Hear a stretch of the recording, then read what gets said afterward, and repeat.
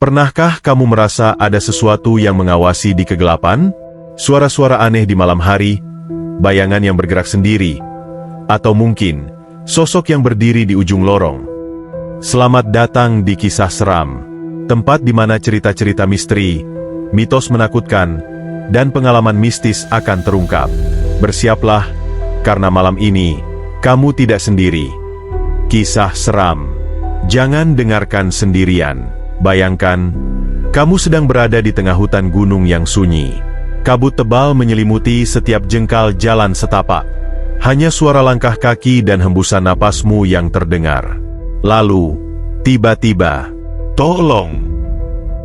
Sebuah jeritan memecah kesunyian. Suara itu menggema dari kejauhan, terdengar panik, ketakutan, tapi anehnya, tidak ada siapa-siapa di sekitarmu. Siapa yang berteriak? Kenapa tidak ada wujudnya? Apa yang sebenarnya terjadi di gunung ini? Malam ini, aku akan menceritakan sebuah kisah nyata yang dialami oleh seorang pendaki. Sebuah pengalaman yang akan membuat bulu kudukmu merinding. Pastikan kamu menonton sampai akhir, karena kisah ini mungkin akan mengubah cara pandangmu tentang mendaki gunung selamanya.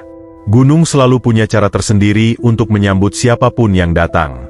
Kadang dengan angin yang lembut, kadang dengan suara gemerisik dedaunan yang seakan berbisik pelan. Tapi hari itu, sejak awal, aku merasakan sesuatu yang berbeda. Namaku Raka. Aku sudah sering mendaki gunung, menghadapi jalur yang terjal, hujan deras, bahkan badai malam. Tapi tidak ada yang bisa mempersiapkanku untuk apa yang terjadi di Gunung X. Aku dan 3 temanku, Fajar, Dani, dan Rian, memutuskan untuk mendaki gunung ini setelah mendengar cerita keindahannya. Jalurnya tidak terlalu sulit, katanya. Dan jika beruntung, di puncak nanti, kita bisa melihat hamparan awan seperti lautan putih yang tak berujung. Kami memulai pendakian di sore hari. Langit cerah, udara sejuk. Saat melangkah di jalur setapak, aku bisa merasakan tanah yang lembut di bawah sepatu, mencium aroma hutan yang khas, perpaduan antara tanah basah dan dedaunan yang mulai mengering. Kami berjalan santai, bercanda di sepanjang jalan, menikmati suara burung yang sesekali terdengar di antara pepohonan tinggi. Tapi ada satu hal yang mulai terasa aneh. Biasanya, gunung itu ramai. Pendaki lain seharusnya ada di sekitar kami. Setidaknya ada suara obrolan dari kelompok lain, atau suara ranting yang patah akibat langkah kaki seseorang di kejauhan. Tapi di jalur ini, hanya ada kami. Hutan terasa terlalu sunyi. Aku ingat saat Dani menoleh ke belakang dan bertanya, "Kalian merasa aneh nggak sih? Kok sepi banget?" Fajar hanya tertawa kecil. "Mungkin kita lagi beruntung. Gunung serasa milik sendiri." Kami ikut tertawa, mencoba mengabaikan perasaan aneh itu. Tapi sejak saat itu, kami jadi lebih sering menoleh ke belakang. Seakan ada sesuatu yang mengikuti di kejauhan. Kami terus berjalan, melewati pos 1 dan pos 2 tanpa hambatan. Namun, menjelang pos 3, perubahan itu terjadi. Kabut mulai turun. Awalnya tipis, hanya seperti asap yang melayang rendah di tanah. Tapi dalam hitungan menit, kabut itu berubah menjadi lebih tebal, menyelimuti setiap sudut hutan. Pohon-pohon yang tadi jelas terlihat, kini hanya tampak sebagai bayangan samar.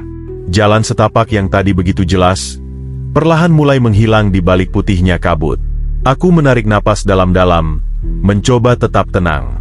Santai aja. Ini cuma kabut. Biasa di gunung. Tapi suara hatiku berkata lain. Kabut ini terlalu cepat datangnya. Seakan bukan kabut alami. Dan di saat itulah, pertama kali kami mendengar suara itu. "Tolong." Suaranya pelan, hampir seperti bisikan. Kami semua langsung berhenti. Aku merasakan bulu kuduku berdiri. Aku melirik ke arah Dani, yang matanya membesar seolah memastikan bahwa dia juga mendengarnya. "Tolong aku." Suara itu terdengar lagi. Kali ini lebih jelas. Aku menahan napas. Itu jelas suara manusia. Tapi suara itu tidak datang dari jalur pendakian. Suara itu berasal dari dalam hutan. Dari balik pepohonan yang kini hanya terlihat sebagai bayangan di balik kabut. Aku menoleh ke Fajar, berharap dia akan mengatakan sesuatu. Mungkin bercanda seperti biasa, tapi wajahnya serius. Dani menelan ludah.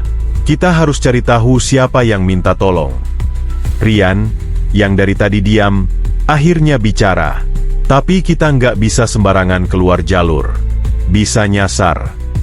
Kami semua terdiam, mencoba berpikir jernih. Tapi semakin lama kami diam, semakin jelas suara itu terdengar. Tolong. Kali ini suaranya seperti semakin dekat. Dan tanpa sadar, kaki kami mulai melangkah masuk ke dalam kabut. Aku tidak tahu pasti kapan kami mulai melangkah lebih jauh dari jalur yang seharusnya. Semuanya terasa seperti refleks, dorongan alami untuk menolong seseorang yang sedang dalam bahaya. Tunggu, suara itu dari mana? Tanyaku sambil menajamkan pendengaran. Kami semua berdiri diam, menahan napas, mencoba mencari arah sumber suara. Tapi anehnya, suara itu tidak datang dari satu titik yang jelas. Setiap kali terdengar, seolah berpindah tempat, kadang di sebelah kiri, lalu tiba-tiba di depan, atau jauh di belakang kami. Tolong aku. Suara itu semakin lirih, semakin menyedihkan. Seperti seseorang yang kehilangan harapan, seseorang yang kelelahan berteriak tapi tidak ada yang mendengar. Dani melangkah lebih cepat. Kita harus buru-buru. Kalau dia terluka, makin lama kita cari, makin kecil kemungkinan kita bisa nolong. Aku mengangguk, meskipun dalam hati, ada sesuatu yang mengganjal. Langkah kami semakin jauh ke dalam hutan. Aku mulai merasakan kelembaban udara yang menusuk kulit. Semakin dalam kami berjalan, semakin sulit rasanya bernapas. Seolah kabut ini lebih dari sekadar kumpulan uap air. Seolah ada sesuatu di dalamnya yang membuat dadaku terasa berat. Lalu aku menyadari sesuatu yang lebih aneh. Hutan di sekitar kami berubah. Jalur setapak yang tadi ada di belakang kami menghilang sepenuhnya. Pohon-pohon yang tadinya terlihat rimbun dan beraturan, kini tampak lebih besar, lebih tua, dengan akar-akar yang mencuat dari tanah seperti tangan yang mencoba meraih sesuatu. Aku berusaha tetap berpikir logis. Kita harus balik ke jalur utama. Kalau kita terus masuk ke dalam, kita bisa nyasar. Fajar menoleh ke belakang, lalu mengernyit. Tunggu, kita tadi lewat mana? Aku ikut menoleh, dan dadaku langsung terasa sesak. Di belakang kami, hanya ada kabut putih pekat. Tidak ada jejak kaki kami. Tidak ada jalur yang bisa dijadikan patokan. Seolah-olah hutan ini telah menelan jejak perjalanan kami begitu saja. Aku merasakan detak jantungku semakin cepat. Kita harus tenang. Jangan panik. Tapi tepat saat aku mengucapkan itu, tolong! Suara itu tiba-tiba melengking kencang, menggema di seluruh hutan. Aku merasakan telingaku berdengung. Ini bukan lagi suara lirih yang tadi terdengar.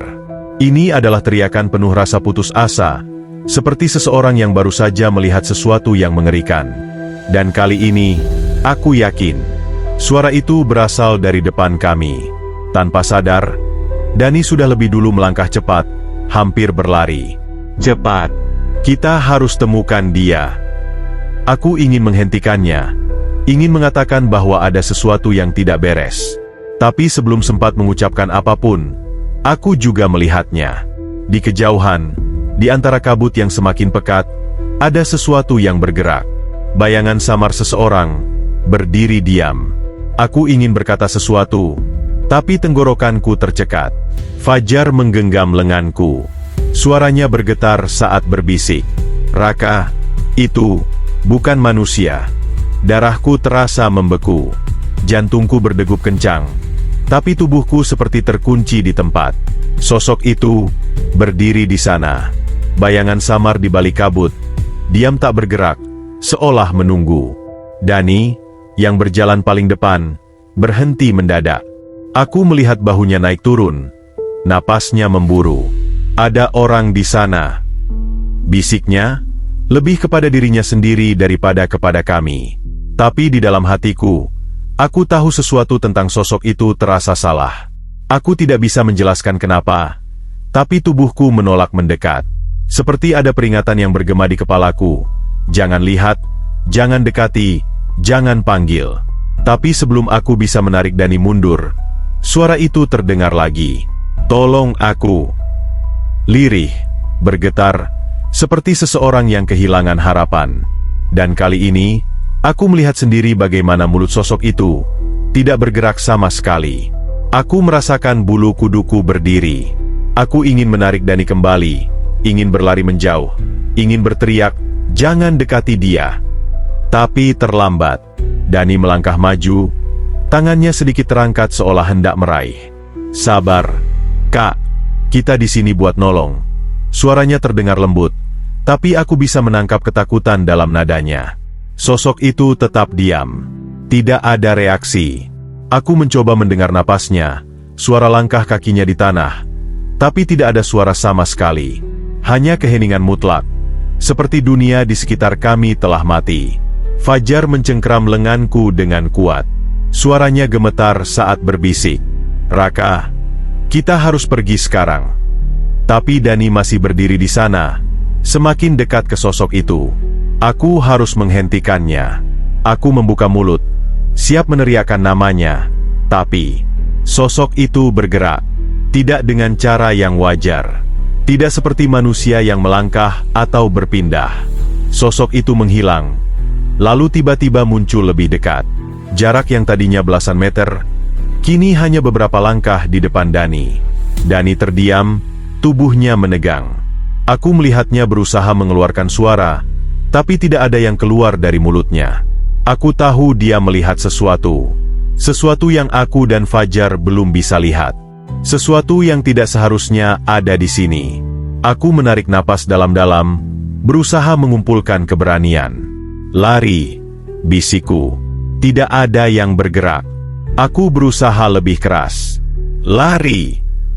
Dani tersentak, seolah baru sadar dari mimpi buruk, lalu berbalik dan berlari sekencang-kencangnya. Aku dan Fajar langsung mengikutinya, menerobos kabut yang semakin tebal. Nafasku terengah-engah, kakiku hampir tersandung akar yang mencuat dari tanah, tapi aku tidak berani berhenti. Aku tidak berani menoleh. Aku tahu dia masih di belakang kami.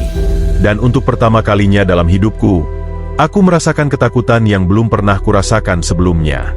Bukan hanya karena sesuatu sedang mengejar kami, tapi karena di antara suara langkah kami yang panik, aku mendengar langkah lain yang mengikuti dari belakang. Dan jumlahnya lebih dari satu. Aku tidak tahu sudah berapa lama kami berlari. Napasku memburu, dadaku terasa seperti terbakar, tapi aku tidak bisa, tidak boleh berhenti. Langkah kaki kami menghantam tanah basah, terdengar begitu nyata di tengah keheningan yang mencekam. Tapi di belakang kami, ada sesuatu yang lain. Langkah kaki tambahan. Awalnya samar, tapi semakin lama, semakin jelas.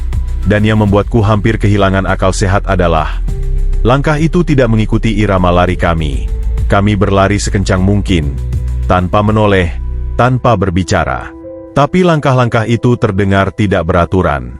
Kadang cepat, kadang lambat, kadang terdengar sangat dekat, seolah sesuatu sedang berlari di belakang telingaku. Dani di depanku tersandung, hampir jatuh. Aku langsung menariknya kembali, tapi saat aku menyentuh lengannya, tubuhnya terasa sedingin es. Dia menoleh sebentar ke arahku, matanya dipenuhi ketakutan. Bibirnya bergerak-gerak, tapi tidak ada suara yang keluar. Aku ingin bertanya apa yang dia lihat tadi, apa yang dia lihat saat sosok itu tiba-tiba ada di depannya. Tapi aku tidak ingin mendengar jawabannya. Kami terus berlari. "Tolong aku." Aku tersentak. Suara itu lagi. Tapi kali ini, bukan dari belakang. Suara itu ada di sekitarku. Aku mendengar bisikannya dari kanan, lalu dari kiri. Seolah-olah hutan ini bukan hanya menyembunyikan sesuatu, tetapi juga bernapas. Aku merasa seperti kami sedang berlari dalam lingkaran. Tidak peduli sejauh apa kami berusaha kabur, rasanya tidak ada ujungnya. Sampai akhirnya, di kejauhan, samar-samar di antara kabut, aku melihat cahaya kecil. Tenda kami. Harapan langsung menyeruak di dadaku. Aku merasakan energi terakhir di kakiku dan berlari lebih cepat. Dani dan Fajar juga melihatnya. Kami tidak peduli lagi dengan apapun. Satu-satunya tujuan kami adalah mencapai tenda itu. Dan ketika akhirnya kami menerobos masuk ke dalam tenda, Aku langsung menarik resleting pintu dan menutupnya rapat-rapat. Kami bertiga terkapar di dalam, terengah-engah. Jantung kami seperti ingin meledak. Tidak ada yang berbicara. Hanya suara napas kami dan kesunyian yang menggantung di luar tenda. Kami selamat. Atau setidaknya, aku berharap begitu. Lalu, seret. Sesuatu mengusap kain tenda dari luar. Aku langsung menahan napas. Fajar dan Dani juga membeku. Perlahan, dari luar tenda, kami mendengar suara yang tidak seharusnya ada di sana. Terima kasih sudah menemani aku. Aku ingin menutup telinga. Aku ingin percaya bahwa aku hanya berhalusinasi.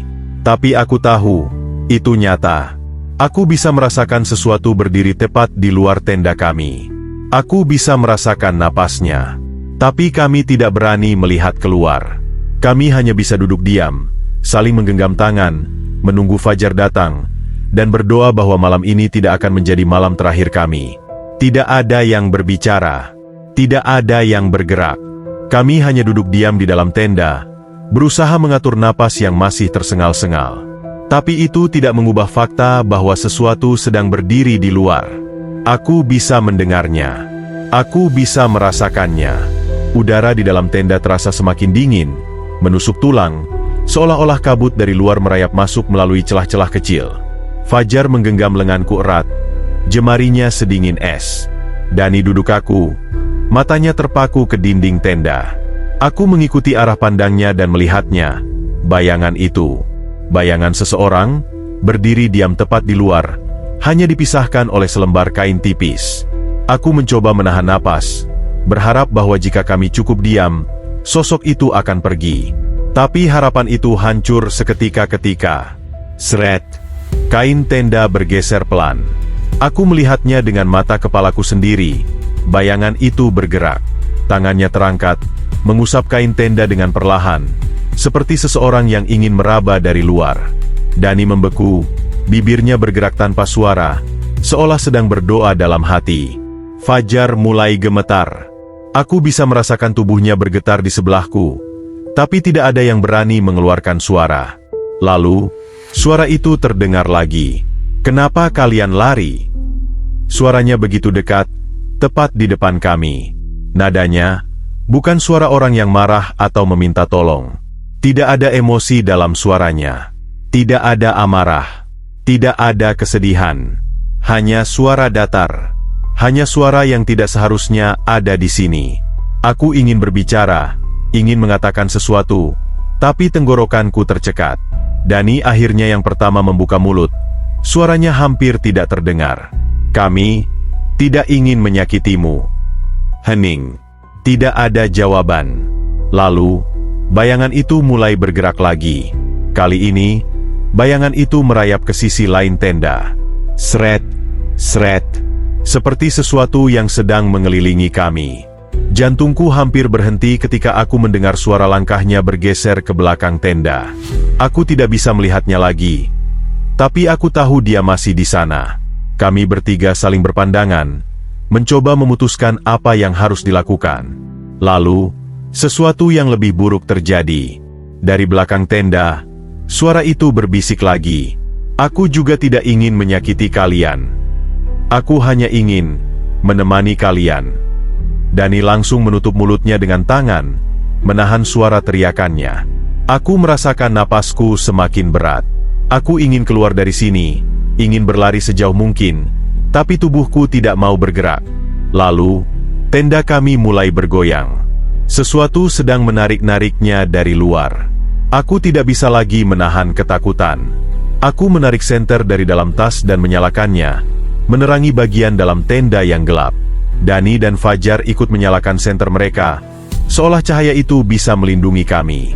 Dan ketika cahaya memenuhi tenda, suara di luar menghilang. Bayangan itu tidak ada lagi. Tidak ada gerakan. Tidak ada suara. Hanya kesunyian yang tiba-tiba terasa jauh lebih mencekam. Kami bertiga saling memandang. Napas kami masih tersengal. Dani menelan ludah. Suaranya masih bergetar saat berbisik.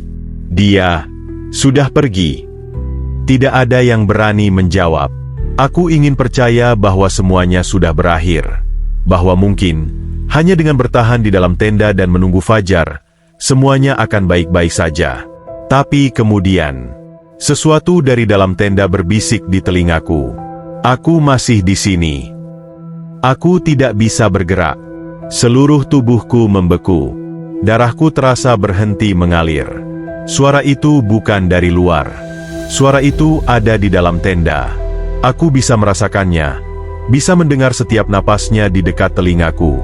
Seharusnya hanya ada aku, Dani, dan Fajar di dalam tenda ini. Tapi sekarang, ada sesuatu yang lain di antara kami. Fajar menatapku dengan wajah pucat. Matanya melebar seolah menyadari hal yang sama. Dani menggenggam tanganku erat, gemetar hebat. Tidak ada yang berani berbicara. Tidak ada yang berani menoleh. Kami hanya bisa mendengar. Napas itu, pelan, dingin. Seperti seseorang yang berdiri tepat di antara kami, berjongkok di tengah tenda, mengamati kami dalam gelap. Aku ingin berteriak, ingin merobek tenda ini dan lari sejauh mungkin. Tapi tubuhku terasa lumpuh. Lalu, sesuatu menyentuh bahuku. Dingin. Terlalu dingin untuk menjadi tangan manusia. Aku tidak bisa menahannya lagi. Aku menoleh. Dan tenda mendadak bergetar keras. Sret. Kain tenda berkibar seperti diterpa angin kencang. Tali-tali penyangga menegang. Udara dingin menyelimuti kami dari segala arah, menusuk tulang, membuat napas kami hampir membeku. Dan di tengah kekacauan itu, aku melihat sesuatu. Sebuah bayangan gelap, merangkak di dalam tenda. Aku tidak bisa melihat wajahnya. Aku tidak bisa melihat matanya. Tapi aku merasakan tatapannya, menembus kulitku, mengikat tubuhku dalam ketakutan yang tidak bisa dijelaskan. Dani menutup mulutnya dengan kedua tangan. Air matanya mulai mengalir. Fajar memeluk lututnya erat. Bibirnya bergetar tanpa suara. Aku ingin memejamkan mata, ingin mengabaikan semua ini. Tapi sesuatu di dalam diriku tahu, jika aku menutup mata sekarang, aku mungkin tidak akan pernah membukanya lagi. Lalu, bayangan itu bergerak lebih dekat. Tangan hitamnya terangkat, perlahan merayap ke wajahku. Aku ingin berteriak, ingin menepisnya, ingin berlari. Tapi sebelum tangan itu menyentuhku, Allahu Akbar. Dani berteriak sekuat tenaga. Suara itu menggema di dalam tenda, menembus udara dingin yang mencekik. Dan seketika, semuanya berhenti. Tenda yang bergetar mendadak diam. Udara dingin perlahan menghilang. Napas berat yang tadi memenuhi tenda lenyap begitu saja. Kami bertiga terpaku dalam keheningan. Aku menoleh perlahan. Bayangan itu tidak ada lagi. Hanya ada kami bertiga, masih terengah-engah, masih diliputi ketakutan. Tapi aku tahu, ini belum berakhir. Kami harus pergi dari sini. Sekarang, keheningan di dalam tenda terasa mencekik. Kami masih duduk di tempat, tubuh gemetar, keringat dingin mengalir di dahi. Tapi meski semuanya tampak tenang, aku tahu kami belum benar-benar selamat. Aku menatap Dani dan Fajar. Wajah mereka masih pucat. Nafas mereka masih berat. Aku tahu mereka juga merasakannya. Kami masih diawasi. Tenda ini mungkin memberi kami sedikit perlindungan. Tapi aku tidak berani percaya bahwa makhluk itu benar-benar pergi. Aku bisa merasakannya. Ada sesuatu di luar sana, berdiri dalam kabut, menunggu. Aku menggenggam tangan Dani dan Fajar erat. Kita harus pergi sekarang, bisikku. Dani menelan ludah, lalu mengangguk. Tapi, gimana kalau dia masih di luar? Aku menarik napas dalam-dalam, mencoba meredakan ketakutanku sendiri. Kalau kita diam di sini sampai pagi, kita nggak tahu apa yang bakal terjadi. Tapi kalau kita jalan sekarang, kita masih bisa cari jalan turun. Fajar menatapku dengan ragu. Tapi, kita nggak tahu arah. Aku terdiam. Dia benar. Kami terjebak di tengah hutan ini tanpa tahu jalan kembali. Dan yang lebih buruk, hutan ini sudah berubah.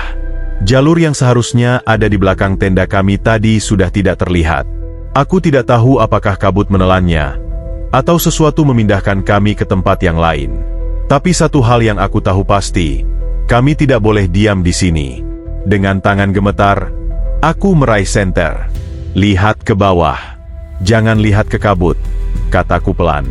Dani dan Fajar saling berpandangan, lalu mengangguk. Perlahan, aku membuka resleting tenda. Udara dingin langsung menyelinap masuk, menusuk kulitku. Aku melangkah keluar, diikuti Dani dan Fajar. Hutan masih sunyi, terlalu sunyi. Tidak ada suara burung, tidak ada suara serangga. Hanya ada kabut putih yang menggantung di udara, seolah-olah hutan ini belum terbangun dari tidurnya. Kami mulai berjalan pelan. 1 langkah, 2 langkah. Tidak ada yang berbicara. Kami bahkan tidak berani bernapas terlalu keras. Aku terus menunduk, memastikan kami tetap berjalan di tanah yang padat, bukan tanah yang berlumpur atau akar-akar yang menjulur dari dalam gelap. Tapi setiap beberapa langkah, aku merasa sesuatu bergerak di dalam kabut. Aku tidak melihatnya secara langsung. Hanya sekilas, hanya bayangan yang melintas di ujung mataku. Kadang di sebelah kanan, kadang di sebelah kiri, kadang tepat di belakang kami. Aku ingin lari, ingin berteriak, tapi aku tahu, itu yang mereka inginkan. Jadi aku tetap berjalan, langkah demi langkah. Sampai akhirnya, di kejauhan, aku melihat sesuatu. Jalur setapak. Hatiku hampir melompat dari dadaku. Kita harus cepat, bisikku. Kami mempercepat langkah, tapi aku bisa merasakan sesuatu ikut bergerak. Mereka tahu kami ingin pergi. Langkah kaki kami semakin cepat. Dan saat aku hampir mencapai jalur setapak itu, sesuatu menarik kakiku. Aku terjatuh keras ke tanah. Dani dan Fajar berbalik dengan wajah panik. Aku menoleh ke belakang. Tidak ada apa-apa. Tidak ada tangan. Tidak ada sosok. Tidak ada sesuatu yang menarikku. Tapi aku tahu aku telah disentuh. Aku merasakan kulit dingin yang kasar mencengkram pergelangan kakiku tadi. Aku ingin menangis. Aku ingin berteriak. Tapi Dani langsung menarik tanganku, mengangkatku berdiri. Jangan lihat ke belakang. Jalan terus. Dengan langkah gontai, aku kembali berjalan. Dan begitu kaki kami menapaki jalur setapak, sesuatu terjadi. Kabut di belakang kami langsung menutup rapat. Jalur yang tadi kami lewati lenyap begitu saja. Tidak ada jejak tenda. Tidak ada jejak kaki.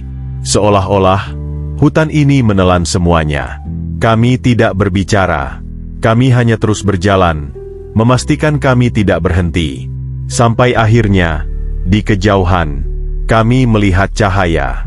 Dan untuk pertama kalinya malam itu, aku merasa kami punya harapan. Kami masih hidup. Tapi aku tahu, kami tidak benar-benar lolos. Kami tidak berhenti berjalan sampai benar-benar keluar dari hutan itu. Sampai akhirnya, kami melihat pemukiman kecil di kaki gunung. Sampai akhirnya, kami mendengar suara manusia lain. Begitu kami tiba di sana, tubuh kami langsung lemas. Seorang bapak tua yang menjaga warung di pinggir jalan menghampiri kami. Wajahnya penuh tanda tanya. "Kalian dari mana, Nak?" Aku ingin menjawab, ingin menceritakan semuanya. Tapi saat aku membuka mulut, aku menyadari sesuatu. Aku tidak tahu harus mulai dari mana. Bagaimana aku bisa menjelaskan apa yang terjadi? Bagaimana aku bisa menceritakan sesuatu yang bahkan aku sendiri masih sulit untuk percaya? Dani hanya menggeleng lemah. "Kami hanya tersesat, Pak." Bapak itu mengamati kami, lalu menghela napas panjang. Seolah dia tahu, kami mengalami lebih dari sekadar tersesat. Setelah mendapatkan sedikit air minum dan beristirahat, kami memutuskan untuk segera pulang. Kami tidak ingin membicarakan kejadian itu lagi. Tidak dalam perjalanan turun, tidak saat kami kembali ke rumah. Tapi sesuatu terus mengganggu pikiranku. Sebelum kami meninggalkan hutan tadi, aku sempat menoleh sekali lagi ke belakang. Aku tidak melihat apa-apa, tapi aku merasakan sesuatu. Aku merasa ada yang masih berdiri di sana, mengawasi, menunggu. Dan entah kenapa, aku punya firasat buruk. Kami mungkin sudah keluar dari hutan itu, tapi aku tidak yakin kami benar-benar lolos. Sejak hari itu, ada sesuatu yang berubah dalam hidup kami. Malam-malamku tidak pernah benar-benar tenang. Kadang, di saat aku hampir tertidur, aku mendengar suara napas samar di sudut kamar. Kadang, saat aku melewati cermin, aku merasa ada bayangan lain yang bukan pantulanku. Kadang, di tengah keheningan malam, aku mendengar suara itu lagi. Aku masih di sini. Kalau kalian suka cerita ini, jangan lupa like, komen, dan subscribe. Bagikan ke teman-teman kalian yang suka cerita horor, dan tulis di kolom komentar kalau kalian pernah mengalami kejadian serupa. Ingat, mereka selalu mengawasi.